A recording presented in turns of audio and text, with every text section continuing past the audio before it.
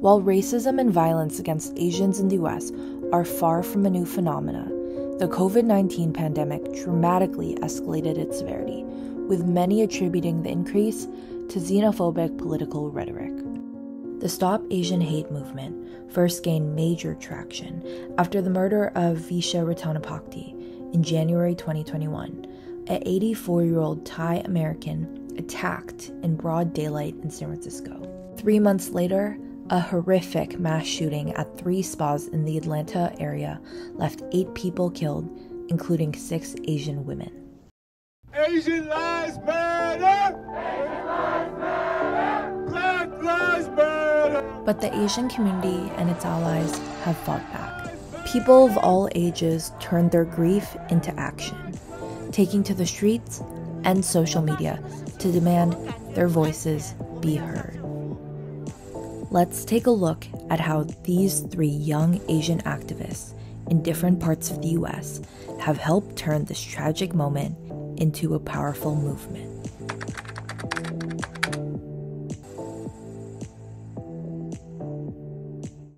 Leo Nguyen, a stand-up comedian, began organizing the DC rally for collective safety as soon as he heard the news of the Atlanta shooting, an incident he says felt very personal for him.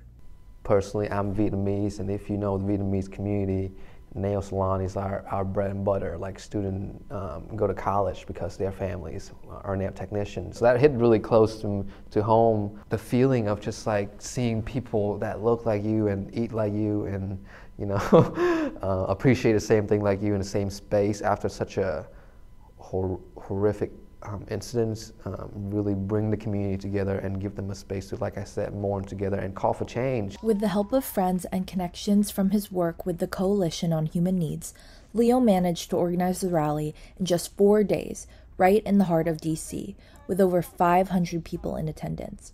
Although he says the experience was very worth it, he acknowledges it's only the beginning. He wants to see more from DC citizens and its lawmakers. Leo's advice for anyone looking to join or start a movement: surround yourself with the right people. What do you need for a movement? You don't really need a front. You don't really need an organization. You don't really need a name. What you need for a movement is the people. If you want to go fast, you go by yourself, and if you want to go far, you go with a crew.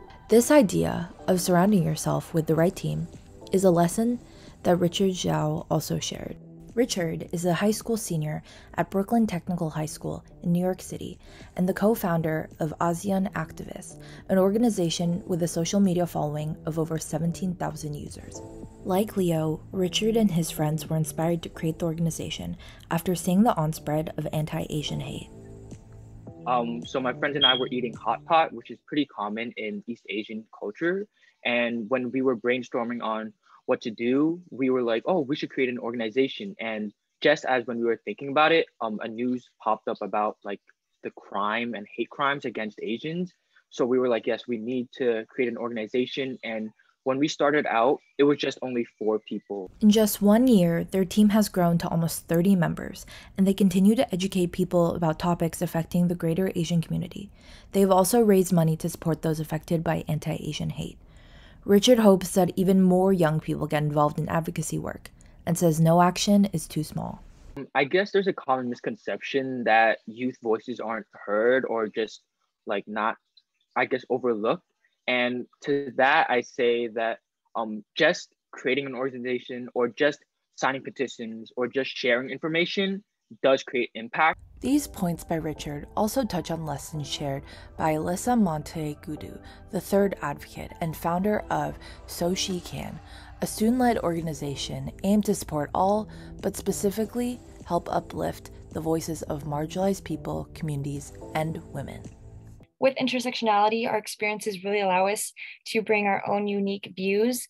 And with that, I think the whole reason why I started So She Can was I was an Asian American woman or Asian American person. And so that really, pushed me to start to advocate for women, be more interested in BIPOC communities, because that's the identity that I relate to. So I would really encourage anyone to be politically involved. That doesn't mean you have to run for office or anything, but just engaging with your community, or learning more about, instead of taking 5 minutes to look over your candidates, maybe taking an hour or so to really dive into your local offices, because those are what really affect you and where you're at.